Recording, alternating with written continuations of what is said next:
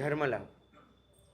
असन्तोषमविश्वासमारम्भं दुःखकारणं मत्वा मूर्छा फलं कुर्यात् परिग्रह नियंत्रणम.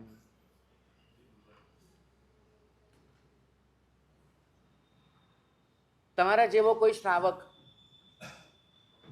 ક્યારેક કોઈ નગરમાં વેપાર માટે ગયો હતો. શ્રાવક સમજુ, વિવેકી અને ધંધો કરતા કરતા પણ ધર્મ કરી લેવાની આવડત. એને નક્કી કર્યું કે અહીંયા કોઈ આચાર્ય ભગવંત હોય, કોઈ શ્રવણ ભગવંત હોય, એનું પ્રવચન વગેરે હોય તો એમાં જવું છે, સાંભળવું છે, કંઈક પામવું છે, પછી બાકીના સમયે ધંધો કરી લઈશ. બહુ મજાની વાત છે. કરવા ગયો છે ધંધો, પણ સમય કાઢીને પ્રવચન શ્રવણ કરી લેવું છે. અને ભાગ્યશાળી પ્રવચન શ્રવણ કરવા માટે ઉપાશ્રયમાં આવ્યા. અને ઉપાશ્રયમાં એ વખતે બિરાજમાન હતા પૂજ્ય રત્નાકર સુરી મહારાજ. ખૂબ ભણેલા ગણેલા ગીતાર્થ મહાપુરુષ, અને શાસનમાં એમનું વર્ચસ્વ પણ ખૂબ. તો પૂજ્ય રત્નાકર સુરી મહારાજ, પેલો શ્રાવક તો એટલો રાજી થઈ ગયો કે આવા મહાભગવંતનું પ્રવચન સાંભળવા મળશે. તો બેઠો, પ્રવચન સાંભળ્યું. પ્રવચન પૂર્ણ થયું અને શ્રાવકે સમયનો ખ્યાલ કર્યો. તેને સમજાયું કે હજુ ધંધે જવા માટે કલાકનો સમય છે, વાર છે, 12 પછી બધું શરૂ થશે, તો હજુ એકાદી સામાયિક થઈ જશે. શ્રાવક એક ખૂણામાં આચાર્ય ભગવંતની રજા લઈ અને સામાયિક કરવા બેઠા. સામાયિક કરે, પોતે પોતાના સ્વાધ્યાયમાં બધે પરોવાઈ ગયા છે. આજુબાજુનો એવો કોઈ વિશેષ ખ્યાલ નથી. પણ અચાનક જ ભવિતવ્યતાના યોગે એને ડોકું પાછળ કરીને જોવાનું થયું. અને પાછળ રત્નાકર સુરી મહારાજ જે પાઠ પર બેઠા હતા, એ પાઠ તરફ એની નજર ગઈ. વ્યાખ્યાન પૂર્ણ થઈ ગયું હતું, લગભગ બધાએ જ વિદાય લઈ લીધી હતી. અને આચાર્ય ભગવંત, સાધુ ભગવંતો પોતપોતાના ધ્યાનમાં હતા. આચાર્ય ભગવંત એકલા હતા. આચાર્ય ભગવંત પાસે એક બટવો, એ ભગવંતે બટવો હાથમાં ખાલી કર્યો. આખો હાથ ભરાઈ ગયો. અને હાથ ભરાયો આખો રત્નોથી. એવા રત્નો હાથમાં ચમકે, મોતી, માણેક. શ્રાવક સમજુ હતો, વિવેકી હતો, સાથે જાણકાર હતો. એને ખબર પડી ગઈ કે આ જે રત્નો છે હાથમાં, જે દેખાય છે, અહીંથી સમજાય છે કરોડોની કિંમત છે. પેલા આચાર્ય ભગવંતે રત્નો જોયા અને જોઈને પાછા બટવામાં મૂકી દીધા. બટવો ભંડારાઈ ગયો. આચાર્ય ભગવંત પણ સ્વાધ્યાયમાં પરોવાઈ ગયા. પણ પેલા શ્રાવકે આ વાતની નોંધ લીધી. એને થયું કે આચાર્ય ભગવંત છે અને રત્નોનો પરિગ્રહ કરે, નિર્જીવ છે, સચિત્ત નથી, એટલે અડકી તો શકાય, પણ આચાર્ય ભગવંત સ્વનિષ્ઠાએ રત્નો રાખે શું કામ? પણ એમ તો ન કહેવાય. તો શ્રાવક ઉપદેશમાળા ગોખતો હતો, અને ઉપદેશમાળામાં પરિગ્રહની એક ગાથા આવે, જે ગાથામાં પરિગ્રહના દોષો વર્ણવેલા છે. શ્રાવક એને સામાયિક પૂર્ણ થવા આવ્યું તો આચાર્ય ભગવંત પાસે ગયો. બહુ વિનયપૂર્વક પૂછ્યું કે સાહેબ, આપને જો અનુકૂળતા હોય તો એક પ્રશ્ન કરવો છે. તો ભગવંતે કીધું, બોલો ભાઈ, અનુકૂળતા છે. તો સાહેબ, પ્રાકૃત ભાષાનો અભ્યાસ તો કરેલો છે, પણ આ ગાથાનો અર્થ સ્પષ્ટ નથી થતો કે આ ગાથાનો અર્થ શું થાય.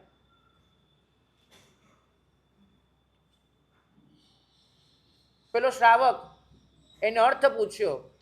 આચાર્ય ભગવંતે ગાથા હાથમાં લીધી, વિદ્વાન હતા, અને એ ગાથાનું જે અદ્ભુત વિવેચન કર્યું છે, શ્રાવકના દિલમાં એમ થઈ ગયું કે સાચો તો અપરિગ્રહ છે, તૂટી ગયા એના બંધન.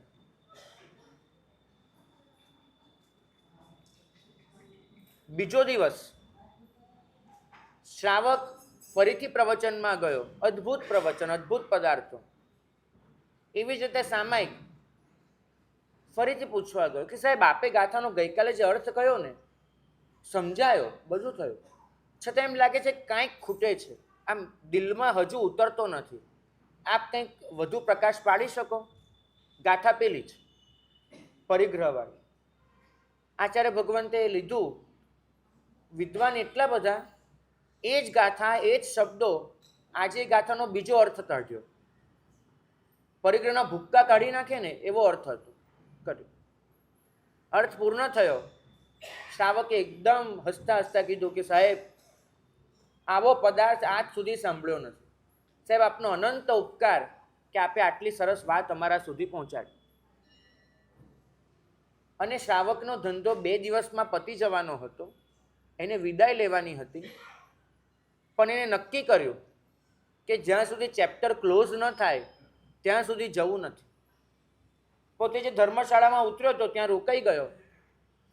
આજુબાજુનું જે બીજું પતાવવાનું એ બધું પતાવતો જાય, પણ રોજનું રૂટીન વ્યાખ્યાનમાં જવાનું, વ્યાખ્યાન પૂર્ણ થાય એટલે સામાયિક કરવાનું અને અર્થ પૂછવાનો, એક જ ગાથાનો. અને ચરિત્ર ગ્રંથો લખે છે કે શ્રાવકે 25 દિવસ સુધી પૂછ્યું હશે, એક જ ગાથાનો અર્થ 25 દિવસ સુધી. અને ઓલા આચાર્ય ભગવંતે એ જ ગાથા, એના અર્થ 25 દિવસ સુધી કર્યા, નવા 25 નવા અર્થો એ ગાથાના કર્યા. એક દિવસ આચાર્ય ભગવંત એમને વિચાર આવ્યો કે શ્રાવક તો બહુ સમજુ દેખાય છે, 25 દિવસથી એક જ ગાથાનો અર્થ એને સમજાવું છું, છતાં એના ગળે નથી ઉતરતો. કારણ શું આનું? કારણ શું? બહુ વિચાર કર્યો, બહુ વિચાર કર્યો. 26મા દિવસે શ્રાવક આવ્યા, એ જ ક્ષમતા, એ જ રીતે, સાહેબ કંઈક હજુ પ્રકાશ પાડી શકો આ ગાથાના અર્થનો? અમે હોય ને તો મગજ છટકી જાય.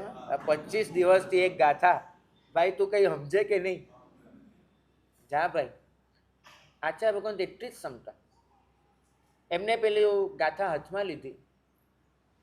શ્રાવકને કે ભાઈ 5-7 મિનિટ બેસશો, આ ગાથાનો અર્થ તમને સમજાવું ને, એ પેલા એક જરૂરી કામ છે તો હું કરી લઉં.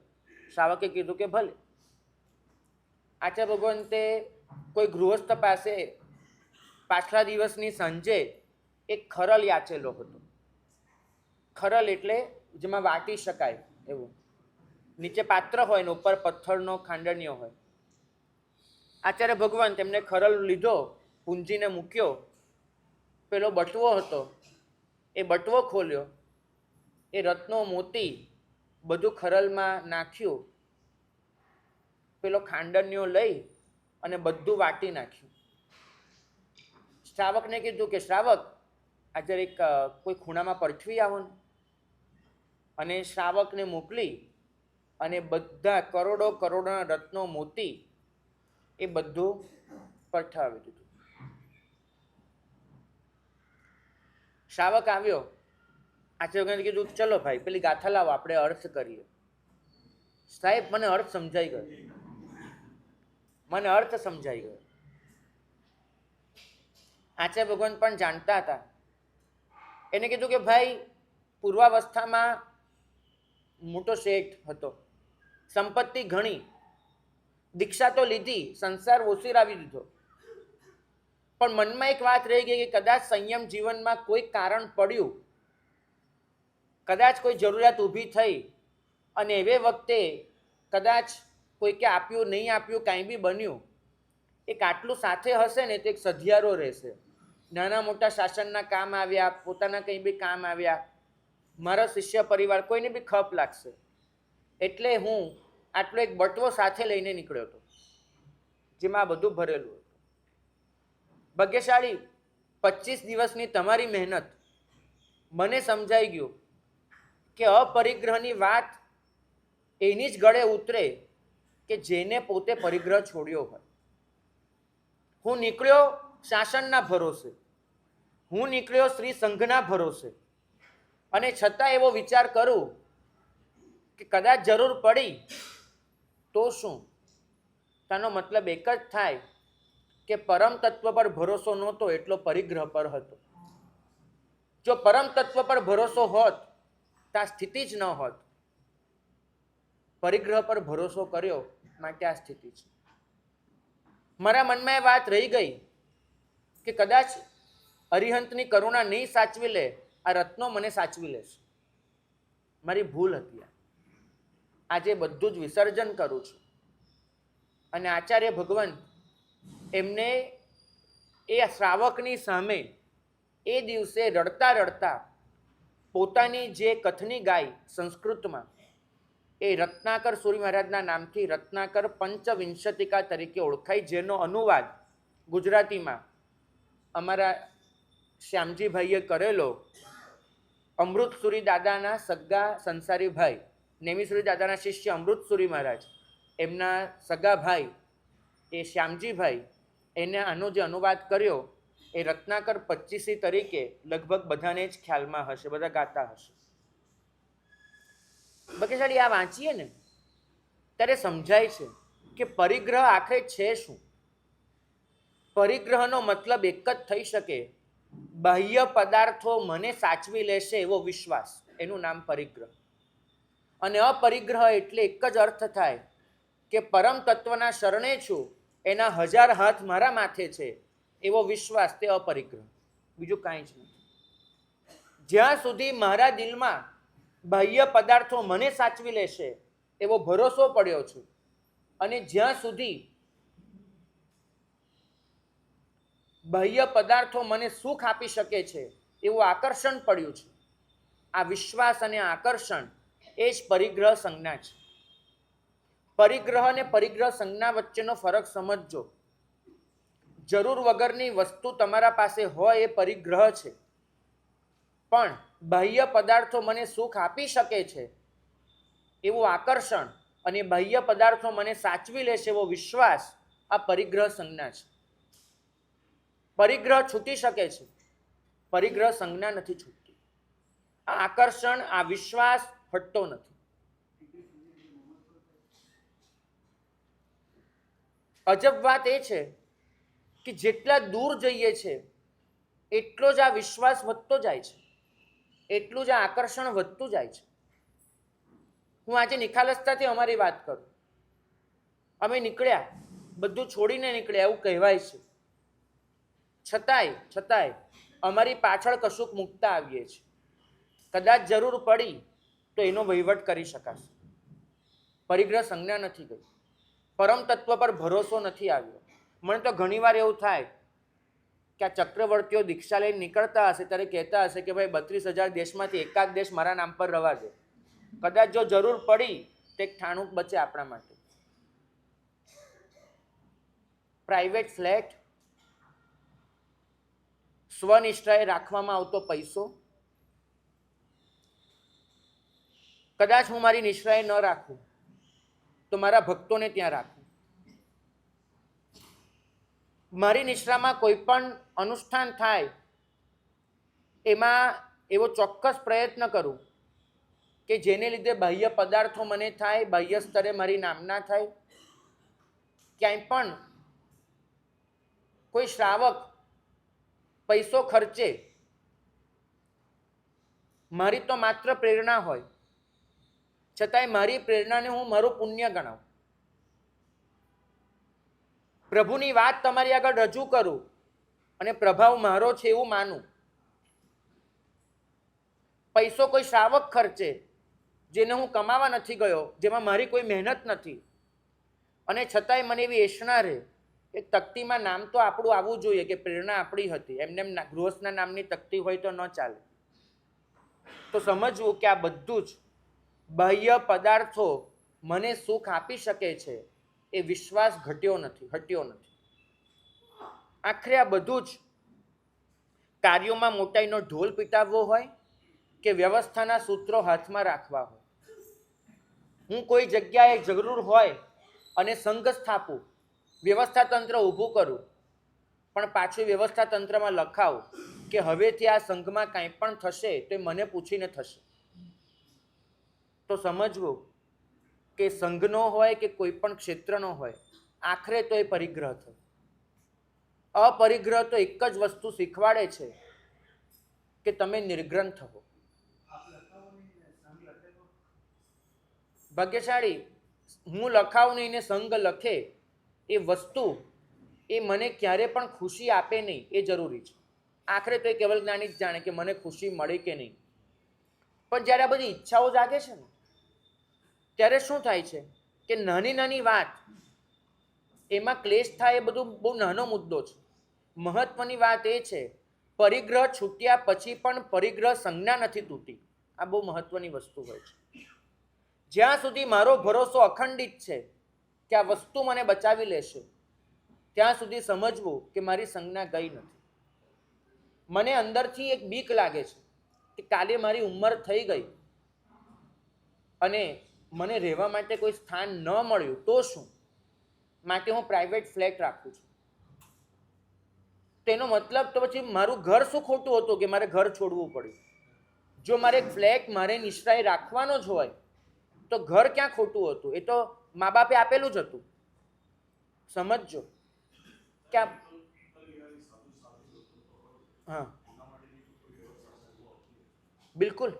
એકલ વિહારી સાધુ સાધ્વી ભગવંતો માટે આવા સંઘોમાં વ્યવસ્થા નહીં હોય, પણ કેટલાય વડીલોએ ગિરિવિહાર જેવા કેટલાય સ્થાનોએ એમને સાચવી લેવા એવી સંપૂર્ણ વ્યવસ્થાઓ કરેલી છે, જ્યાં આગળ એમને કોઈ પણ જાતની તકલીફ પડે એમ નથી હોતું. મારે મૂળ એ કહેવું છે કે શ્રી સંઘ મને સાચવી લેશે એ ભરોસો જ્યારે મારો ખૂટી જાય છે ને, ત્યારે મને એમ થાય છે કે હવે મારે વ્યવસ્થા હાથમાં લઈ અને મારા માટે કશું કરવું પડશે. અને મને આજ સુધીની ખાતરી છે કે જો કોઈ શ્રમણ કોઈ શ્રમણી એને શ્રી સંઘના ભરોસે ઝુકાવી દીધું છે, શ્રી સંઘે ક્યારે એને જાકારો નથી આપ્યો. હું વાત કરીશ ભાવનગરની. ભાવનગરમાં દાદા સાહેબ કરીને કોઈ સ્થાનક છે, જો તમારામાંથી કોઈએ સંઘને જોયું હોય, દાદા સાહેબ કરીને ઓળખાય છે. દાદા સાહેબનું જે કમ્પાઉન્ડ છે, કમ્પાઉન્ડના દરવાજે સવારે 5:30 વાગે શ્રાવકો જિનાલય જ્યારે ખોલવા માટે આવ્યા, એમને અચાનક નજર પડી કે કમ્પાઉન્ડના દરવાજાની બહાર એક પોટલું પડ્યું હતું. થોડુંક મોટું પોટલું હતું, કપડામાં બાંધેલું. શ્રાવકોને થયું કે આવી રીતે ઝાંપાની આગળ કોણ પોટલું મૂકી ગયું હશે. તે લોકો પોટલું ખસેડવા ગયા તો પોટલામાં અંદરથી હલનચલન લાગ્યું. એટલે શ્રાવકોએ કપડાનું પોટલું ખોલ્યું, બરાબર પેક કરેલું પોટલું હતું. પોટલું ખોલ્યું તો અંદરથી એક વૃદ્ધ સાધુ ભગવંત નીકળે. આ હકીકત કહું છું તમને. વૃદ્ધ સાધુ ભગવંત નીકળ્યા કે જે ભગવંત એમને કદાચ પોતાનો માનસિક સંતુલન ગુમાવી ચૂક્યા હતા. એટલે ચારિત્ર પાળે પણ પ્રતિક્રમણ કરતા વગેરે ભૂલી ચૂક્યા હતા, જે પણ હશે. અને એમને એમ થયું હતું કે મારે ક્યાંક જવું છે. એટલે એક જ વાત, ક્યાંક જવું છે એટલે કોઈ પણ દિવસ શ્રાવક આવી રીતે આવે અને ક્યાંક ગુરુપૂજનની થાળી હોય, ક્યાંય પણ હોય, એટલે એમાંથી 10 રૂપિયા લે. કોઈ પણ દિવસ 50ની નોટ નહીં લેવાની, 100ની નોટ નહીં લેવાની.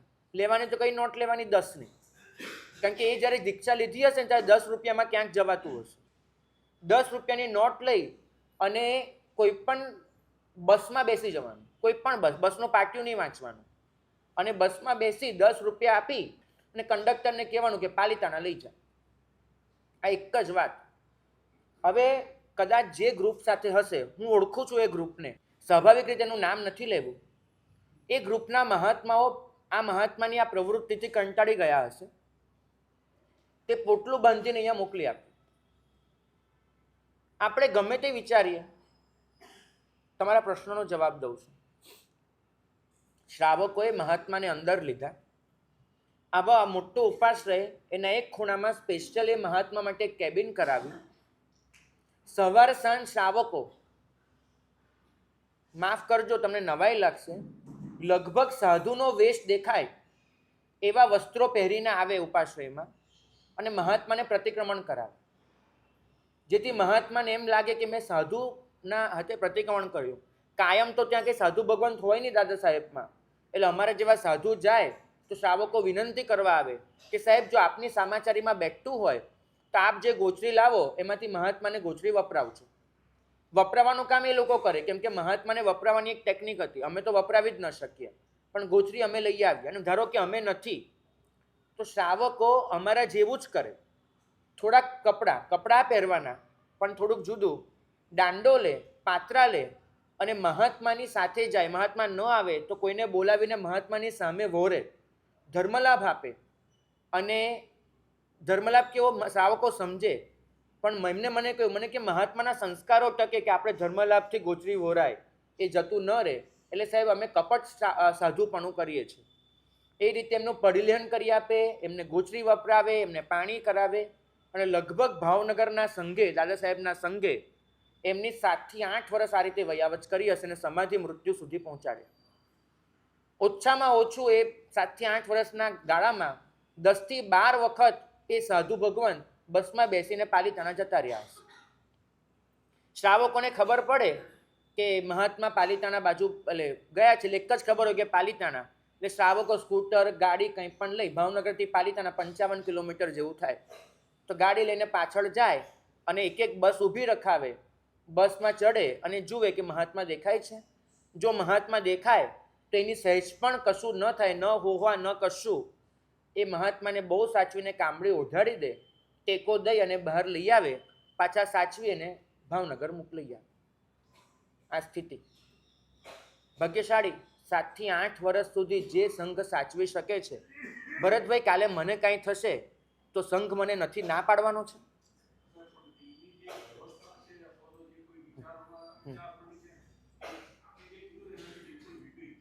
તો ક્યાંની વિચારસરણી?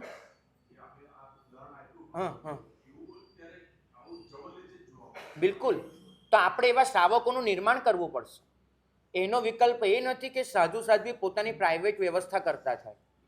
આપણે ચોક્કસ એ મહેનત કરીએ કે સાધુ સાધ્વીના દિલમાં આપણે આ ભાવ જગાડીએ કે આ તમારી ફરજ છે. અને હું તો એવું ઈચ્છું છું કે આવા દરેક મોટા સંઘો એ જો આવા એક બે ઠાણાને સાચવી લે તો પરિણામે આ કશું કરવાની જરૂર જ ઊભી ન થાય. આ નક્કી વસ્તુ છે. બિલકુલ બિલકુલ ભાઈ, હું સમજુ છું. મૂળમાં શું છે કે આખરે ભરોસો. આ પ્રશ્ન બહુ મોટો છે ચોક્કસ, પણ મારે નાની નાની વાત બી કરવી છે કે આજે હું શ્રાવકો પાસે કોઈને કોઈ રીતે પૈસા લેવડાવું અને કોઈ ભક્તના ઘરે રખાવું. આનું કારણ શું? કદાચ જરૂર પડી તો, કદાચ આમ થયું તો આખરે તો આ બધું જ મારો અવિશ્વાસ એક જ થાય છે. એક તો અમે દીક્ષા લઈએ ને ત્યારે અમારા ગુરુ ભગવાન તો શું કે આ સંઘ તમારો માતા પિતા છે. હા, અમ્મા પી સમાણા એવું અમને કહેવાય કે શ્રાવકો કેવા છે, અમ્મા પી સમાણા. તો ત્યારે બધું સાંભળીએ, પણ ભરોસો ન જાગે એટલે આ બધું જ ચાલુ થાય. આનો અર્થ શું થયો? હું એક વસ્તુ સમજુ. વેશ બદલાયો, વિચાર નહીં. આનો અર્થ હું એટલો સમજુ, અત્યાર સુધી સંસારમાં હતા ને તો અમારો એ જ ભરોસો હતો કે પદાર્થો અમને બચાવી શકે છે. સંસારીનો કોઈ જ બીજો મતલબ નથી. જેને પૂતગલ પર ભરોસો હોય એનું નામ સંસારી. પૂતગલ કેટલા છે એની પાસે મતલબ જ નથી. જેનો ભરોસો પૂતગલ પર છે એ સંસારી, અને જેનો ભરોસો પરમ તત્વ પર છે એ સંયમી. મને બીજી કોઈ વ્યાખ્યા આવડી નથી. પૂતગલ પરનો ભરોસો એ સંસાર છે, પરમ તત્વ પરનો ભરોસો એ સંયમ છે. પણ વેશ બદલાઈ જાય, ભરોસો ન બદલાય ત્યારે આ બધા તરખટ રચાય. તો વેશ બદલાયો, વિચાર નહીં. આચાર બદલાયો, અધ્યવસાય નહીં. આચાર બદલાઈ જાય પણ અધ્યવસાય તો હજુ એ જ પડ્યા રહે તો આ બધી તકલીફ જવાની.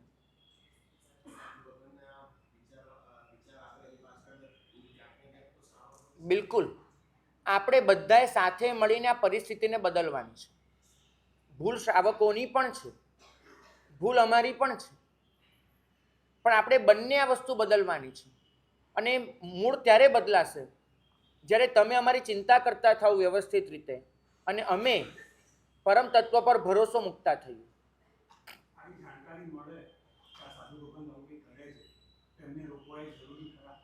મગજનું સંતુલન જ નથી. તમે એને ગમે તેટલું સમજાવશો એ પોતે સમજી શકે એવી માનસિક પરિસ્થિતિ જ નથી બચી. જે અમે સાધુ ભગવંત વિશે તપાસ કરાવી હતી, જિંદગીના 30-35 વર્ષ ઉત્તમ કક્ષાનું ચારિત્ર પાડ્યું હતું. પછી કોઈ કારણસર મગજની આવી દશા થઈ હશે ને આ થયું, તો આપણે પેલા 30-35 વર્ષને ભૂલી તો નથી શકતા ને. આખરે તેમને એમની આરાધના કરી છે, સાધના કરી છે. અત્યારની પરિસ્થિતિ જુદી છે. જનરલ વાત છે. બિલકુલ. અત્યારે ઘણા સાધુ ભગવંતો પોતાના નામથી પોતાનું બિલકુલ. કરતા હોય એ એવા સાધુ ભગવંતોને શ્રાવક કહી શકે ખરી? પેલા શ્રાવકે જે રીતે કહ્યું હતું એવી રીતે કહી શકાય. એટલે જ મેં ત્યાંથી શરૂઆત કરી કે શ્રાવક સાધુને પ્રેરણા કરે તો પણ કેટલી મીઠાશથી હોય.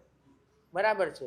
ક્યાંય એને એવું લાગવા નથી દીધું કે હું આના માટે આવ્યો છું, અને છતાં એ કરીને રહ્યો.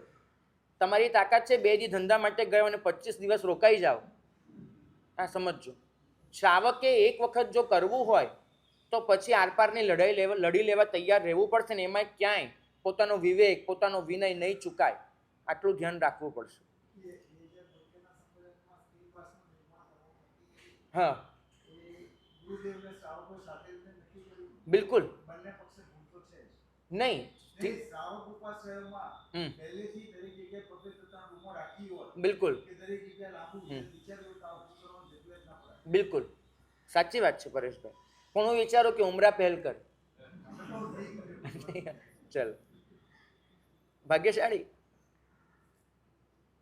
આપણે એક દિવસ તમારામાંથી જ કોઈએ મને બહુ સરસ પ્રશ્ન કર્યો હતો કે મમ્મણની ભૂલ શું હતી કે મમ્મણે 7મી નરકે જવું પડે. મહેનત કરતો હતો, કમાતો હતો, અને કમાઈને 2 બળદ થાય એવા હીરા ભેગા કર્યા અને બળદને હીરાથી ઢાંકી દીધા. મમ્મણે એવું પાપ શું કર્યું કે 7મી નરક લખાય એના માથે? કાલ સૌક્રિકની તો 7મી નરક સમજાય છે, રોજના 500 પાડા માર્યા. મમ્મણની શું ભૂલ? ભાગ્યશાળી એક જ ભૂલ છે, તમને સમજાય છે કે જ્યાં આગળ તમે પરદ્રવ્યની આટલી પ્રીતિ લઈને બેઠા છો, જ્યાં આગળ આટલી પરિગ્રહ સંજ્ઞા લઈને બેઠા છો, સતત તમે એ જ વિચાર કર્યા કરશો ઉપાર્જન કેવી રીતે થાય, જેનું ઉપાર્જન થયું છે એનું સંરક્ષણ કેવી રીતે થાય, અને જે સંરક્ષિત છે એનું સંવર્ધન કઈ રીતે થાય, કઈ રીતે મળે, કઈ રીતે સચવાય, કઈ રીતે વધે. ઉપાર્જન, સંરક્ષણ, સંવર્ધન, આ 3 જ વસ્તુ તમારા ચિત્તમાં વર્તવાની છે. સતત પછી એ જ સંજ્ઞા બનવાની છે. અને આ સંજ્ઞા બની જાય એને લીધે પર પદાર્થો માટેનું એટલું મમત્વ કેળવાય, પરિણામે આત્મભાવની નિર્મળતા ક્યારેય ન આવે. ક્યારેય ન આવે આત્મભાવની નિર્મળતા. ન આવવાના લીધે શું થાય? જુદો પ્રશ્ન તમને પૂછું છું. માનો કે કોઈ વસ્તુ મને મળવી જોઈએ એવું તમે ચિંતા કરો છો કે આ વસ્તુ ક્યારે મને મળે, અથવા તો કોઈ અણગમતી વસ્તુ હોય ક્યારે છૂટે, આવી ચિંતા જ્યારે તમે કરો છો એને શાસ્ત્રકાર ભગવંતો શું કહે છે? આર્ત ધ્યાન. સંયોગ એ નામનું આર્ત ધ્યાન કહે છે. ખોટું શું છે? એનાથી કર્મબંધ શું કામ થવો જોઈએ? તમે કોઈને પીડા આપી નથી આપી, તમે કોઈને કંઈ તકલીફ પહોંચાડી નથી પહોંચાડી, તમે કોઈનું કંઈ લૂંટી લીધું નથી લૂંટી લીધું, તમે કોઈને ખરાબ વેણ કયા નહીં, તમે કોઈને ઈજા નથી આપી. તમે માત્ર વિચાર કરો છો કે આ વસ્તુ આ રીતે થવી જોઈએ. એને આર્ત ધ્યાન કહીને કર્મબંધનું કારણ કેમ ગણ્યું? માત્ર માનસિક વિચારોને સમજવાનો પ્રયત્ન કરો. તમારો આવો દરેક માનસિક વિચાર જે આત્મશુદ્ધિમાંથી નથી નીકળ્યો, જેને મનની નિર્મળતા સાથે સંબંધ નથી, જે તીવ્રપણે પરિગ્રહની સંજ્ઞા લઈને બેઠો છે, આવો દરેક વિચાર આખરે સૃષ્ટિમાં ખલેલ પહોંચાડે છે. તમારા એ દરેક સ્પંદનો એ સૃષ્ટિને દૂષિત કરે છે. માટે પ્રભુ કહે છે કે એક જીવ કાયાથી જે પાપ કરે, એક જીવ વાણીથી જે પાપ કરે, એના કરતાં મનના પાપ અનેક ગણા વધારે હોય છે. કારણ કે તમારું મન પ્રદૂષિત વિચારો કરી કરીને આ સૃષ્ટિને ખલેલ પહોંચાડ્યા જ કરે છે, સૃષ્ટિનું વાતાવરણ બગાડ્યા જ કરે છે, સૃષ્ટિને વધારે ને વધારે પ્રદૂષિત કરે છે. અને આ સૃષ્ટિનું પ્રદૂષણ એ બહુ મોટું પાપ છે. મમ્મણના દિલમાં એક જ ચિંતા વર્ત્યા કરે, સંરક્ષણ એટલે કોઈ આને હર્ષ લગાડ્યો ને એને મારી નાખીશ, એને પતાવી દઈશ. મમ્મણ સતત રૌદ્ર ધ્યાનમાં જ જીવવાનો, એને આર્ત ધ્યાન રહેવાનું. કેવી રીતે મળે, ક્યાંથી મળે, એ આર્ત ધ્યાન રહેવાનું. અને એ મેળવવા માટે થઈને કોઈને પણ તકલીફ આપવા માટે, કોઈને પણ પીડા પહોંચાડવા માટે તૈયાર રહેવાનું. અને જો કોઈ લૂંટી જાય છે તો એને પતાવી દેવાનું. બસ આ સંજ્ઞા રહેવાની. મમ્મણ કોઈને મારે કે ન મારે, મનથી અનેક વખતે મારવાની વાત કરી ચૂક્યો છે. કારણ કે પરિગ્રહ પોતાની સાથે જ પરિગ્રહ અનુબંધી રૌદ્ર ધ્યાન લઈને આવે છે. મારો પરિગ્રહ કોઈ લઈ જાય એ હું ચલાવી ન લઉં અને એને પીડા આપું, આ વિચાર એ પરિગ્રહાનુબંધી એટલે કે સંરક્ષણાનુબંધી રૌદ્ર ધ્યાન છે. મમ્મણે આખી જિંદગી આ રૌદ્ર ધ્યાનમાં પસાર કરી છે. શાસ્ત્રકાર ભગવંતો કહે છે કે મમ્મણે ભેગું કર્યું, એ કેવી રીતે ભેગું કર્યું બીજા નંબરનો પ્રશ્ન છે, પણ એ ભેગું કરતી વખતે એની જે તીવ્ર મમત્વ ભાવને પરિગ્રહ સંજ્ઞા હતી એ સંજ્ઞાએ એને 7મી નરક સુધી પહોંચાડ્યો છે, કેમ કે સંજ્ઞા આર્ત ધ્યાન અને રૌદ્ર ધ્યાન છે. ભાગ્યશાળી તમે સૂક્ષ્મના લઈને સમજજો, આ કોસ્મિક લય છે. તમારો દરેક વિચાર એ કોસ્મિક લઈને ખોરવે છે. કારણ એટલું જ છે કેમ કે આખરે તો આપણે બધા જ પૂર્ણ આત્મતત્વ છીએ. આ સૃષ્ટિમાં બધે જ પૂર્ણતા છવાયેલી છે અને જે સમ્યક્તિ જીવ છે એ આ સૃષ્ટિમાં બધે જ પૂર્ણતા જોતો હોય છે. પણ જ્યારે પરિગ્રહ સંજ્ઞા જાગે છે ત્યારે તમારી અંદર જન્મે છે માલિકી ભાવ. તમને કંટ્રોલ કરવાનું મન થાય છે અને તમારો માલિકી ભાવ જ્યારે વિસ્તરે છે ને ત્યારે ક્યાં સુધી વિસ્તરે છે? વ્યક્તિ, વિચાર અને વસ્તુ ત્રણે પણ તમે માલિકી ભાવ કરો છો. તમારે વ્યક્તિઓને કંટ્રોલ કરીને ગુલામ બનાવવી છે. તમારે વસ્તુઓને કંટ્રોલમાં લઈને એના પર માલિકી ભાવ કરવો છે. તમારે કોઈના વિચારને કંટ્રોલ કરીને એને પોતાના પક્ષ, પોતાના મતમાં સ્થાન આપવું છે. આ ત્રણેય વસ્તુ આખરે તો પરિગ્રહ સંજ્ઞા છે. શાસ્ત્રકાર ભગવંતો તો ત્યાં સુધી કહે છે કે મારા અનુયાયી વધે એવી સંજ્ઞા પણ પરિગ્રહ સંજ્ઞા જ ગણાશે. મારા ભક્તો વધે આવો વિચાર પણ પરિગ્રહ સંજ્ઞા જ ગણાશે. કેમ કે આખરે તો તમે કોઈ વ્યક્તિ પર કંટ્રોલ કરવાની કોશિશ કરી રહ્યા છો.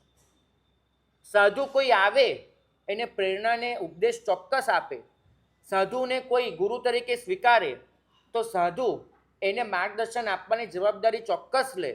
પણ સાધુ એવો વિચાર ન કરે કે મારા અનુયાયી કેટલા ને મારા શિષ્યો કેટલા અને આ વધે કઈ રીતે. બિલકુલ ભાઈ, પણ આનું કારણ એ છે કે મમ્મણ ક્યાંક આપણા સૌની અંદર જીવી રહ્યો છે.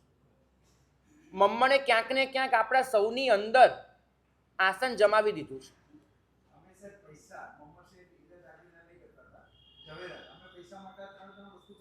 બિલકુલ બિલકુલ, તમે પૈસા માટે કરો છો, અમે પ્રતિષ્ઠા માટે કરીએ છીએ. અરે પણ આપણે બંને સાથે રહીને જ ચાલવું પડશે ભાઈ. હું તમને એ સમજાવું છું. મારા પ્રવચનમાં હું ક્યારેય તમારા પર આરોપ નહીં મૂકું, કારણ કે મને બી ખબર છે કે આપણે સૌએ મોક્ષ માર્ગની યાત્રા કરવાની છે. હું મારી જાતને તમારાથી અલગ નથી ગણતો. ઠીક છે, મેં દીક્ષા લીધી છે માટે અહીંયા પાઠ પર બેઠો છું. ગુરુ ભગવાનની નિશ્ચય અભ્યાસ કર્યો છે માટે તમને કંઈક કહી રહ્યો છું. સમજવાનું આપણે સૌએ છે કે આપણા સૌની અંદર મમ્મણ ક્યાંક ને ક્યાંક જીવતો છે અને મમ્મણનું જીવવું એનો એક જ અર્થ થાય છે કે હું આ સૃષ્ટિ પર કંટ્રોલ કરવા માંગુ છું. મમ્મણ આ સૃષ્ટિ પર કંટ્રોલ કરવા માંગે છે કે આટલા હીરા મારી પાસે હોવા જોઈએ. પછી એ વાપરે ન વાપરે, ભોગવે ન ભોગવે, એનાથી કોઈ ફરક નથી પડતો. મને એવું લાગે છે કે મમ્મણનું જે જીવન હતું ને એ તો અમારા કરતાં ઘણું વધારે કઠોર હતું. આજનો કોઈ સાધુ પણ આવું જીવન તો પસાર નહીં કરતો હોય. આખી જિંદગી મુઠ્ઠી ભરીને ચોળા ખાઈ લેવા, આમ ઉપર પેલી એક તેલની સળી આમાં ખોચી અને કપડાં 5 વર્ષે પણ એક જોડ નવી ન લેવી અને થીગડા મારી મારીને ચલાવવા, આવું જીવન તો અત્યારે ક્યાંય નથી મળતું. મને લાગે જો મમ્મણ સાધુ થયો હોત ને તો 500 ચેલા તો અમથા અમથા થયા હોત. આવું ચારિત્ર પાડે એને બીજું શું છે? ચોળા ખાવાના અને આવા જદ્દર કપડાં પહેરવાના, બીજું કાંઈ શોખ નહીં. આનાથી વધારે સાધુતા કઈ? પણ છતાંય મમ્મણની 7મી નરક છે. કેમ કે એનો પૂતગલ પરનો ભરોસો નથી હટ્યો. ભલે પૂતગલના સુખનો અનુભવ નથી કર્યો પણ પૂતગલ પરનો વિશ્વાસ નથી છોડ્યો.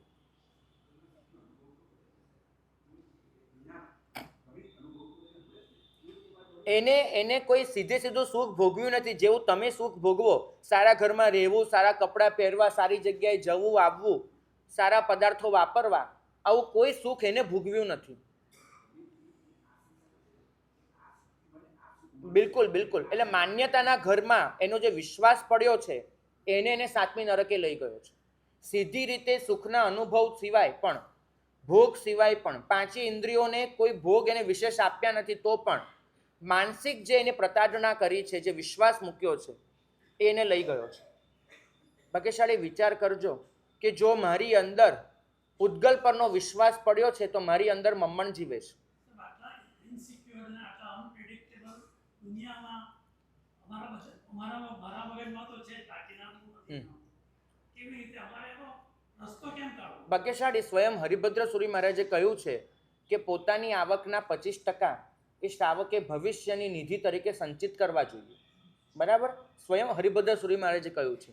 આ તમને એવું કહેવાનો અર્થ નથી કે તમે જાણે બધું જ છોડી દો અને ફના કરીને બેસી જાઓ. આ કઈ અરે અમેરિકન કલ્ચર તો એવું જ કહે છે 5 દિવસ કમાઓ ને 2 દિવસ ભોગવીને પૂરું કરો, નવી ગિલ્લી નવો દાવ. આ અહીંયા એવું નથી કહેતું. સમજવાની વાત એ છે કે આપણે કોઈ લિમિટ નથી. મહત્વની વાત, પૈસો જે પણ આવે એનો એક નશો થતો જાય છે કે હજુ વધારે. નેમિસુરી દાદાને એક શ્રાવકની વાત કરું. શ્રાવકનું નામ તો જે પણ હશે, પણ રોજે રાત્રે સૂતા પહેલા એક લિસ્ટ બનાવે અને લિસ્ટ બનાવી મનોમન ગણતરી કરે અને એક આંકડો નક્કી કરે કે આવતીકાલે મારે કેટલું કમાવું જોઈએ, મારે આવતીકાલે દુકાન ખોલવાની અને કેટલું કમાવું એ પોતે એક લિસ્ટ બનાવે કે મારી જરૂર આટલી છે. એમાં બચત પણ આવી ગઈ, બધું જ આવી ગયું. 1 વર્ષના બધા ખ્યાલો આવી ગયા. હવે દૂધના પૈસા મહિને ચૂકવવાના હોય તો એ રોજમાં એનો ભાગ તો મૂકવો પડે ને. તો આવી રીતે એને રોજનું એક બનાવેલું. એ કાકાએ સવારે 10 વાગે દુકાન ખોલે. હવે તે વ્યાખ્યાન પતે પછી દુકાન ખોલે 10 સાડા 10. દુકાન ખોલીને બેસવાનું, પેલો આંકડાનો કાગળ નજર સામે રાખવાનો. જેમ કે લખ્યા હોય કે આજના દિવસમાં 8 રૂપિયા કમાવા જરૂરી, એ જમાના પ્રમાણે. હવે ધારો કે 12 વાગે પણ 8 રૂપિયા કમાઈ લીધા તો 12 વાગે દુકાન વધારી લેવાની. અને જે દિવસે 6 વાગ્યા સુધી 8 રૂપિયા ન આવે તો 6 વાગ્યા સુધી દુકાન ખુલ્લી રાખવાની. ટૂંકમાં એક લિમિટ નક્કી કે મારી જરૂર આટલી, મારે આટલું કમાવાનું અને એટલું કમાવું એટલે પૂરું. અને જેવી દુકાન વધાવે એટલે સીધું થેલી લઈ અને ઉપાશ્રય આવવાનું અને પછી આખો દિવસ ઉપાશ્રયમાં પસાર કરવાનું. આ એમની રીત હતી. બરાબર? હું તમને આ હદે તો જવાનું નથી કહેતો કે ભાઈ દુકાન બંધ કરીને અહીંયા આવી જાઓ, કમાઈ લો એટલે, એમ તો નથી કહેતો. વસ્તુ એ સમજવાની છે કે પરિગ્રહની બચત કરો. અરે એ તો ઠીક, બધું પૂરું થઈ જાય ને તો પણ એમ થાય આવતીકાલે નહીં મળે તો, પરમદી નહીં મળે તો, આમ થાય તો. શેરના ભાવ ઘટે, હીરાના ભાવ બેસી જાય, બધા પેપરમાં વાંચે ને તો એમ ન સમજાય કે આખરે સંસાર તો આ છે. પેલા હનુમાનને કેવું આમ વાદળ તેમ તૂટી ફૂટી ગયા ને તેમ થયું સંસાર તો આ જ છે, ચલો નીકળી જઈએ. અને આ શ્રાવકનો દીકરો શું વિચારે, બધાના ભાવ ઘટી રહ્યા છે, ધંધા બેસી રહ્યા છે, ચલો જેટલું બને એટલું વધારે કમાઈ લઈએ, કાલે એવું થાય તો પછી વાંધો નહીં. ઓલાને એમ હતું બધું વિખરાય તો આપણે વિખરાય પહેલાં નીકળી જઈએ, અહીં તો હજુ પકડી રાખવાની મહેનત થાય. મૂળ તમારી પરિગ્રહ સંજ્ઞા એ પડી છે કે તમે કોઈ લિમિટ નથી રાખી. અને લિમિટ એટલે કઈ હદની વાત કરું તમને. મેં વાત કરી હતી કે નહીં ખંભાતના પેલા બહેનની? કદાચ નથી કરી. નથી કરી. અરે અમે લોકો ગુરુ ભગવાન સાથે ખંભાત ચોમાસું 2009-10ની વાત કરું છું. અને ખંભાતમાં ગુરુ ભગવંતે 12 વ્રત શ્રાવકના જીવનમાં હોવા જોઈએ એના અદ્ભુત પ્રવચનો કર્યા. તો શ્રાવક વર્ગમાં એક મોટું મોજું ફેલાયું કે આપણે 12 વ્રત લેવા છે. તો 12 વ્રત માટે ઘણા બધાએ પેલા કાર્ડ બનાવ્યા. તો ગુરુ ભગવંતે અમુક કાર્ડ મને જોવા આપ્યા કે ભાઈ આ લોકોએ જે બધું લખ્યું છે બરાબર લખ્યું છે ને તું ચેક કરી લે, પછી આપણે એમને વ્રત આપીએ. હું ચેક કરવા બેઠો. હવે અમારો જે ઉપાશ્રય, એ ઉપાશ્રયનું આટલું નાનું ગલી, આમ ઉપાશ્રયના દરવાજા આગળ, અને બરાબર સામે એક નાનકડું ઘર, 1 રૂમ રસોડાનું, જમીન પરનું નાનકડું ઘર. અને ત્યાં આખા ઘરમાં એક માજી રહે. માજી એવા જેને ન તો કોઈ કમાનાર છે, એનું કોઈ સગું વહાલું ક્યાં છે કોઈને ખબર નહીં. માજીને કંઈ કમાવાનું નહીં, સંઘમાંથી જે રાશન મળે એનાથી પોતાનું ગુજરાન કરે, બાકી ઘરમાં કાંઈ જ મળે નહીં. જે પાવલી પૈસો પડ્યો હશે એ હશે, કશું જ નહીં.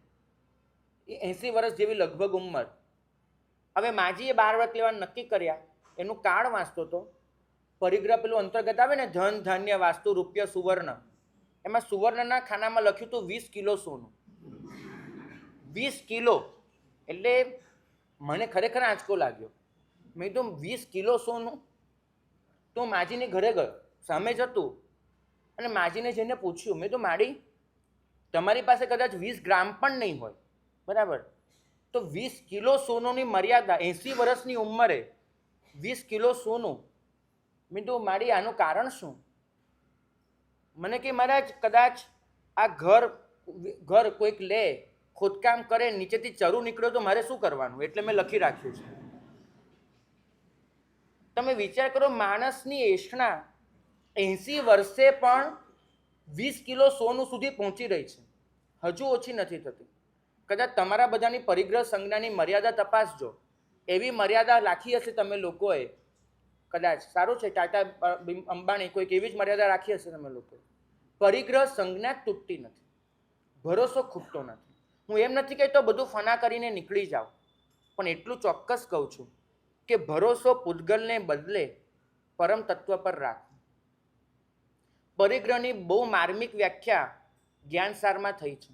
એટલી માર્મિક વ્યાખ્યા છે કે બાહ્ય પદાર્થોના સંપર્કમાં પોતાની જાતને અપૂર્ણ સમજવી એનું નામ જ પરિગ્રહ. થોડીક અઘરી લાગશે પણ સમજવા પ્રયત્ન કરજો.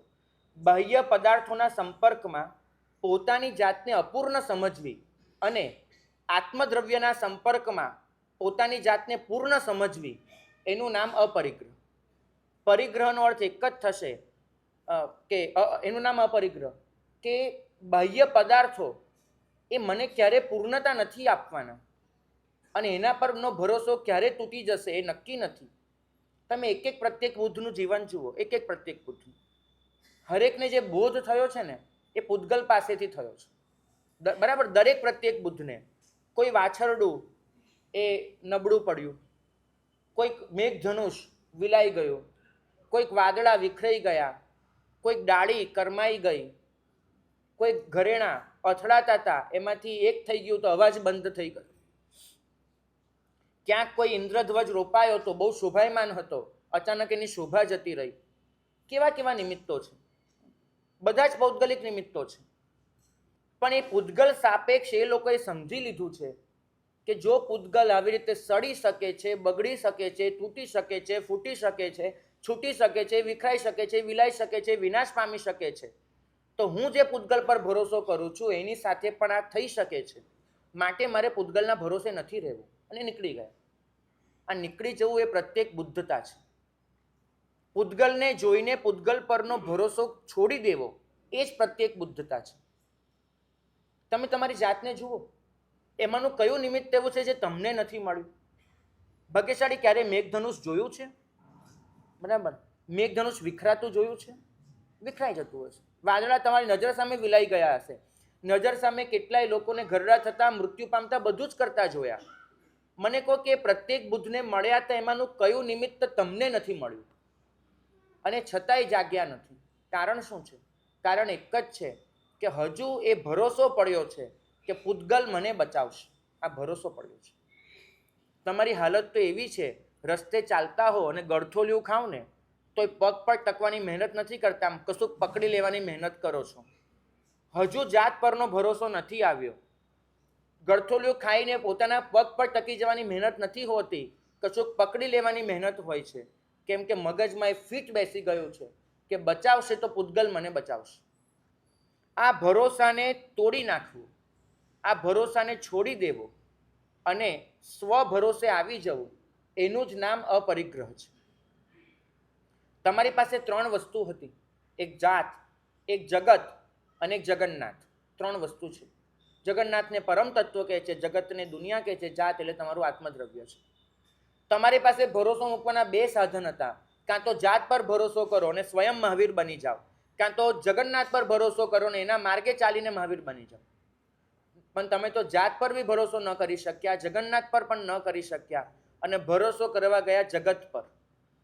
જે જગતે ક્યારેય કોઈનો ભરોસો સાચવ્યો નથી, જે જગતે ક્યારેય કોઈના ભરોસાને પ્રમાણિત કર્યો નથી, જે જગતે ક્યારેય તમને વચન નથી આપ્યું કે તારા ભરોસાને જાળવી લઈશ, અને છતાંય આટલા લોકોનો ભરોસો ખોટો પડવા છતાંય તમે એ જ જગત પર ભરોસો કરો છો કે મારી સાથે તો આ જગત આવું નહીં જ કરે.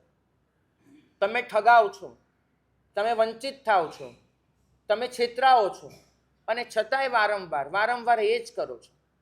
અનંત ભવથી આ પૂતગલ પર ભરોસો કર્યો છે.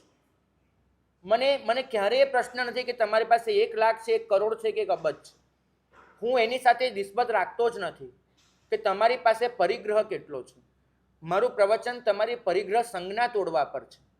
જે પણ હોય તમારા પુણ્યથી છે, પણ તમારી પોતાની પ્રજ્ઞા એ હોવી જોઈએ કે જે છે એક પુણ્યનો ખેલ છે, આજે છે કાલે નથી, બની શકે છે, પણ મારે ભરોસો રાખવાનો છે જાત પર કાં જગન્નાથ પર. તમે ભરોસો મૂકીને બેઠા છો તમારી આસપાસની પરિસ્થિતિ પર, અને જ્યારે છૂટી જાય છે ને ત્યારે રડતા રડતા આવો છો, કાં ભગવાન પાસે કાં અમારી પાસે. સાહેબ, કેટલી આશાઓ લઈને બેઠો હતો સાહેબ, એક ક્ષણમાં બધું જ છૂટી ગયું. કેમ? જ્યારે પ્રભુ ઉત્તરાધ્યાન સૂત્રમાં ફરમાવે છે અવેક્ષા અનાનંદે, એક પ્રશ્નશાસ્ત્રકાર ભગવંતો એના માટે પૂછ્યો છે કે સાહેબ અપેક્ષાને દુઃખ કઈ રીતે કહેવાય? અપેક્ષા તૂટવી એ દુઃખ છે. આપનું આ સૂત્ર એ સમજાતું નથી. તમે સમજો, આ સૂત્રનો અર્થ એમ થાય છે કે અપેક્ષા એ દુઃખ છે. હવે વાસ્તવમાં તો સંસારી જીવતો આશા અપેક્ષા આ બધાની વચ્ચે જ જીવતો હોય, એ તૂટે ત્યારે દુઃખ અનુભવે. તો સૂત્ર તો એવું હોવું જોઈએ ને કે અપેક્ષા તૂટે એ દુઃખ છે. અપેક્ષા દુઃખ કેમ છે? બહુ સરસ જવાબ પ્રભુએ આપ્યો છે આ પ્રશ્નનો, કે તમને એવું લાગે છે કે અપેક્ષા તૂટે એ દુઃખ છે. વાસ્તવમાં જે દિવસે અપેક્ષા કરી એ જ દિવસે તમે તમારા દુઃખનો શિલાન્યાસ કરી દીધો હતો. જે દિવસે તમે કોઈની પાસે કંઈક અપેક્ષા રાખી એ જ દિવસે તમે તમારા દુઃખની નીંવ રાખી દીધી હતી. હવે એ થવાનું જ છે, માટે અપેક્ષા સ્વયં દુઃખ બની જાય છે. અને તમે જોજો, તમે ખોટી જગ્યાએ તમારી અપેક્ષા, તમારો ભરોસો એ બધું જ મૂકીને બેઠા છો. કેટલીક વખત કેવું થાય છે ભાઈ, છોડ્યા પછી પણ અંદરથી એ છોડ્યાનું ભાન નથી છૂટતું, ખરેખર નથી છૂટતું. મગજમાં એ જ બધું ઘુમરાયા કરે છે કે મારી પાસે કેટલું હતું, શું હતું. મને યાદ આવે ધનનો કાકંદી, ધનના અણગાર. સંયમ જીવન કેટલું ભાઈ ખબર? કેટલું એમનું સંયમ જીવન? માત્ર 9 મહિના, માત્ર 9 મહિના. અને 9 મહિનામાં સૈનિકને પ્રશ્ન થયો, પ્રભુને પૂછી લીધો કે પ્રભુ 14,000 અણગારમાંથી શ્રેષ્ઠ સાધુ કોણ? ન ગૌતમ સ્વામીનું નામ આવ્યું, ન એમની પાસે દીક્ષા લેનારા મેઘકુમાર, નંદીસેન આવા કોઈ નામ આવ્યા. નામ આવ્યું ધનના અણગારનું. જે ધનના અણગાર તો ત્યારે સમવસ્ત્રણમાં હાજર પણ નથી. વૈભારગીરીની કેડીઓ જ્યાં વટીને જવું પડે, જંગલી કેડીઓ, ઝાંખરા અને ઝાડી, એની વચ્ચે જઈને ઊભા રહી ગયા છે. સૈનિકે પૂછ્યું કે સાહેબ, અમે એવું જાણીએ છીએ કે એની પાસે 32 પત્નીઓ હતી, 32 કરોડ સોનામોહર હતી, અને છોડીને નીકળી ગયા. 32 કરોડ સોનામોહર છોડી, 32 પત્નીઓ છોડી. પણ સાહેબ, આ વસ્તુનો ત્યાગ તરીકે અમે નોંધ લઈએ, પણ એવા તો કેટલાય શ્રમણો હશે કે જેને પોતાની સંપત્તિનો ત્યાગ કર્યો હશે, કેટલીય સંપત્તિ, આનાથી વધારે સંપત્તિનો ત્યાગ કરનાર પણ છે. આપ શા માટે ધનના અણગારને જ લક્ષ્યમાં લો છો? એમને જે તપ કર્યું છે એના કરતાં કંઈક ઘણું વધારે વિકટ તપ કરનાર મહાત્માઓ છે. એમને જે સંયમ પર્યાય પાડ્યો છે એના કરતાં કંઈક ઘણો વધારે સંયમ પર્યાય પાડનાર મહાત્માઓ છે. એમને જે જ્ઞાનાભ્યાસ કર્યો છે એના કરતાં કંઈક ઘણું વધારે ભણનાર પણ છે. તો એ નથી જ્ઞાનાભ્યાસમાં સૌથી આગળ, ન ત્યાગમાં સૌથી આગળ છે, ન તપમાં સૌથી આગળ છે, ન સંયમમાં સૌથી આગળ છે, તો એ શ્રેષ્ઠ અણગાર કઈ રીતે કહેવાય? અને અનુત્તરોપપાતિક સૂત્રમાં પ્રભુએ જે જવાબ આપ્યો છે કે ધનના અણગારે આટલો ત્યાગ કરવા છતાં, કે આ બીજું બધું જ કરવા છતાં હું આ કરું છું એનું એમને ભાન નથી. એમની સૌથી મોટી પાત્રતા અને સાધુતા છે. આ બધું જ કરવા છતાં હું આ કરું છું એવો એમને સ્વયં કોઈ બોધ જ નથી. 32 કરોડ સોનામોર છોડ્યા પછી પણ, કે 32 પત્નીઓનો ત્યાગ કર્યા પછી પણ હું પાછળ આટલું મૂકીને આવ્યો એની એમને કોઈ જ સંજ્ઞા નથી. હા, ભાગ્યશાળી. ઘણી વખત આ જીવનમાં એવું જોયું છે, છોડવા છતાં પણ પરિચય અકબંધ રહે છે. એ લખાતું રહે છે, એ બોલાતું રહે છે, એ કહેવાતું રહે છે. શું ભણ્યા હતા, કેટલી સંપત્તિ હતી, કેટલી સત્તા હતી, કોના દીકરા હતા, ફલાણો ફલાણો. જેનો ત્યાગ કરીને આવ્યા એ બધી જ વસ્તુ આજે પણ પરિચય તરીકે ઊભી છે. આજે પણ ઓળખાણ તરીકે અકબંધ છે. અને કદાચ લોકો આ બધું બોલે એક ક્ષણ માટે પણ જો એની ખુશી થઈ જતી હોય ને તો સમજવું કે હજુ પણ એ બધાનો પરિગ્રહ પડ્યો છે. ફરીથી પરિગ્રહ કશું છોડવામાં નથી, પરિગ્રહ કશાકથી છૂટી જવામાં છે. આપણે જ્યારે કશુંક છોડીએ છીએ તો છોડ્યા પછી પણ એ મારું હતું એ બોધ રહે છે. જ્યારે આપણે છૂટી જઈએ છીએ ત્યારે વસ્તુ તેની જગ્યાએ રહી જાય છે, આપણે નીકળી જઈએ છીએ ત્યારે ભાન પણ નથી રહેતું. કોઈ પણ વસ્તુ ધૂળની જેમ ખંખેરી દેવા જેવી લાગે ને તો સમજવું કે અપરિગ્રહ આવ્યો. આપણે કદાચ ત્યાગની કક્ષાએ પહોંચ્યા છીએ, અપરિગ્રહની કક્ષાએ નથી પહોંચ્યા. ફરક સમજજો. તમે લોકોએ ભેળસેળ કરી નાખી છે. અપરિગ્રહ અને ત્યાગ બંનેને એક ગણી નાખ્યો છે. હું તમને પૂછું, ડેફિનેશનમાં ક્લિયર છો? અપરિગ્રહનો અર્થ એમ કરો છો કે છોડવું, તો છોડવું એ તો ત્યાગ થયો, અપરિગ્રહ ક્યાં થયો? બંનેમાં કોઈક ફરક તો હોવો જોઈએ ને. તો ત્યાગ એ પૂતગલના વિસર્જનમાં છે, અપરિગ્રહ પૂતગલ પ્રત્યેના મમત્વના વિસર્જનમાં છે. પૂતગલનું વિસર્જન સહેલું છે, એ તો દુનિયાભરના તપસ્વીઓ કરી રહ્યા છે. કોઈ સંત બી કરે છે, કોઈ ફકીર બી કરે છે. પૂતગલનું વિસર્જન તો કોઈ બી કરી નાખે છે. અઘરું છે કરવું, તો પણ કરે છે. પણ પ્રભુએ જે માર્ગ દેખાડ્યો છે ને પૂતગલના વિસર્જનનો નથી માત્ર, એ તો છે જ, પણ પૂતગલ પ્રત્યેના મમત્વના વિસર્જનનો છે. અને એ અપરિગ્રહ છે. મુચ્છા પરિગ્રહો ઉત્તો, મમત્વ પરિગ્રહ છે. તો પૂતગલ પ્રત્યેનું મમત્વ છોડવું એનો અર્થ શું? તો પૂતગલ પ્રત્યેનો ભરોસો છોડવો, પૂતગલ સાથે જોડાયેલી ઓળખાણો એનો રાગ છોડવો. હજુ પણ આજે તમારી પૌદ્ગલિક ઓળખાણો જો આપવામાં આવે તો તમે એનાથી રાજી થાવ છો. સાહેબ, આ લાયન્સ ક્લબના પ્રમુખ છે. અમે ચહેરો જોઈએ ને તો આમ ડોકી સેજ 2 ઇંચ ઊંચી થઈ ગઈ હોય આમ લાયન્સ ક્લબના પ્રમુખ તરીકે. કેમ? શા માટે આ બધી ઓળખાણો એ તમને આકર્ષે છે, તમને પ્રમોદ આપે છે? વિચાર કરજો. કેમ કે બધી ઓળખાણોને તમે તમારા ભરોસાનું માધ્યમ રાખ્યું છે. તમે એમ માન્યું છે કે આ ઓળખાણોથી હું સમાજમાં પૂજાઈશ, સમાજ મને આનાથી આદર ભાવ આપશે. ભાગ્યશાળી. મને યાદ આવે છે સનતકુમાર ચક્રી. એમ કહેવાય છે કે જ્યારે પોતે સિંહાસન પર બેઠા હતા ચક્રવર્તી તરીકે, અને એમને પૂછવામાં આવ્યું, જ્યારે પેલા દેવો આવ્યા છે ને એમના રૂપની પરીક્ષા કરવા, દેવો આવીને પૂછે છે બ્રાહ્મણના સ્વરૂપે કે તમે કોણ? અને સનતકુમાર જવાબ આપે છે, અહમ ચક્કી, હું ચક્રવર્તી છું. અને આનાથી વધારે કોઈ ઓળખાણ આપવાની જરૂર ન પડે. ચક્કી આ શબ્દ સમગ્ર ઉત્સર્પિણી અવસર્પિણીમાં, મતલબ એક આખામાં માત્ર 12 જ જણ વાપરી શકે છે. માત્ર 12 જણ. અહમ ચક્કી, હું ચક્રવર્તી છું. માત્ર 12 જણ વાપરી શકે એવી ઓળખાણ જ્યારે મારા માટે વાપરી શકાતી હોય ત્યારે રૂઆબ કેવો હોય બોલવામાં? અહમ ચક્કી એ બોલે. અને એ ઓળખાણનો એ જે રૂઆબ હતો ને, તમને એમ લાગે કે 32,000 દેશ એ શે ખાઈ જાય. જ્યારે માણસ પેલો રૂઆબમાં હોય જ્યારે બોલે ને ત્યારે બીજા બધા હતપ્રભ થઈ જાય કે ભાઈ ખરું. આ પરેશભાઈ ક્યાંક જઈને કે આપણે ઉમરા સંઘના અમે મંત્રી છીએ, તો આમ લાગે કે ભાઈ એમ છીએ બધું કરીને. નહીં, તમે એવું નથી કરતા. હું રૂઆબની વાત કરું છું ભાઈ. બધું તમે તો ક્યારેય નથી કરતા, પણ તમારી પોસ્ટ સાપેક્ષ વાત કરું. તો અહમ ચક્કી. અને જ્યાં પેલા દેવોએ એ રૂપનું ભાન કરાવ્યું કે આ રૂપની પાછળ જે ગંદકી પડી છે, સનતકુમારને સૌથી મોટો ભરોસો હતો પોતાના રૂપ પર, પોતાની સંપત્તિ પર નહીં, બીજા કશા પર નહીં, પોતાના રૂપ પર.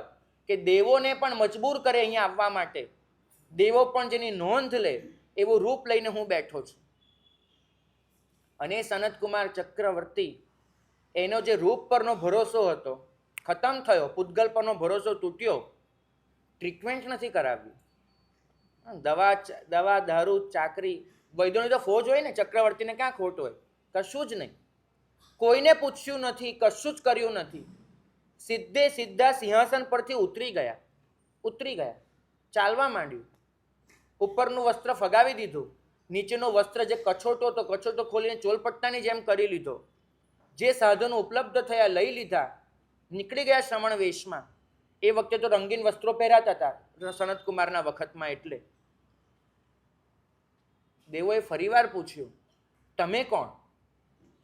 અને સનત કુમારનો જવાબ હતો, અહમ ભિક્ષુ, હું ભિક્ષુ છું. બસ એક જ શબ્દ, અહમ ચક્કી અહમ ભિક્ષુ. બસ આટલો જ ફરક પડ્યો, ચક્રવર્તીને ભિક્ષુ.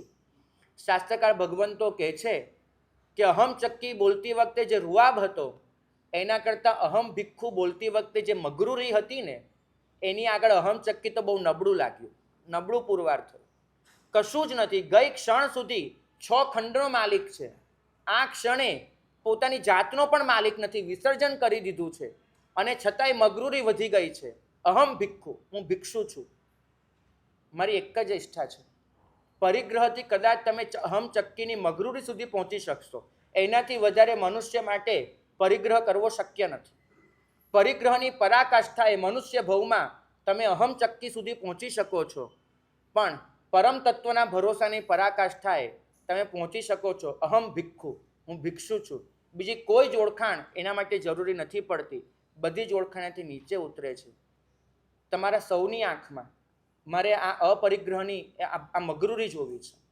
ભરોસો મૂક્યો છે પૂતગલ પર, વિસર્જિત કરો.